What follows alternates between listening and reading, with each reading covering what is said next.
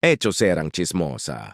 Naku, di ba super bongga to mga vekla at soklo?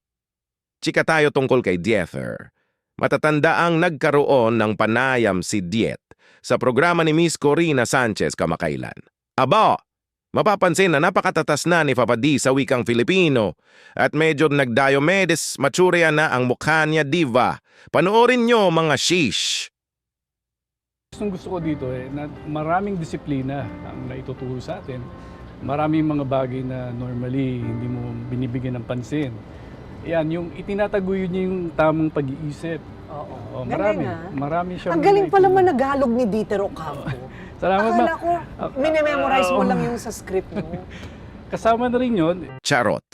Alam naman natin mga sizi na si Diether at si Christine ay matagal nang hiwalay. Carry mo yan, mare. At wagas, may pinagmalaki ni Diether ang kanyang anak na si Dream sa panayam ni Miss Corina. Kaloka, mga size! Binukasang bonggang-bongga ni Diet ang puso niya at aminadong ama siya. Hindi niya diretsuhang inamin, pero may mixed feeling ako kung si Dream nga ba ay ang itinatagong bunga ng pagmamahalan ni Diet at Christine or Yunakis.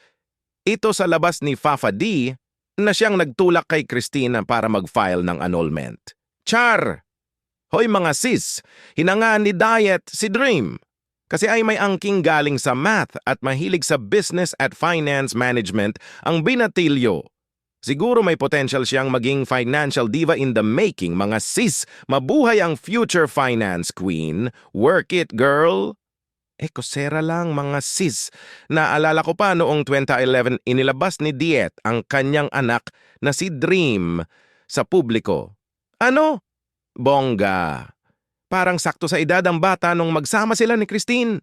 Well, ganun talaga. Mga sis, may mga bagay sa buhay na di mo ine-expect, kaya kailangan mo i-embrace ang mga bonggang pagbabago.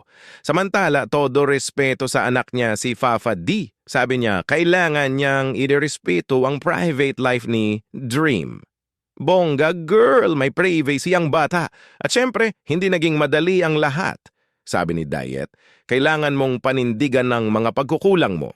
Alam mo na, dapat tayo'y laging totoo sa ating sarili. At mga sis, sa usapang kasal, may sinabi rin si Fafa D. Bongga, hindi lahat ay para diyan, wika niya.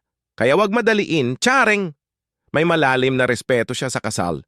Pero takot siya na baka magka-conflict ang mga pamilya, kaya kaunti pa ang pasensya niya sa aspetong yan. Abangan na lang natin kung sino ang makakasama niyang idrag sa altar, mga sis. Basta walang minamadali, work it, Diether.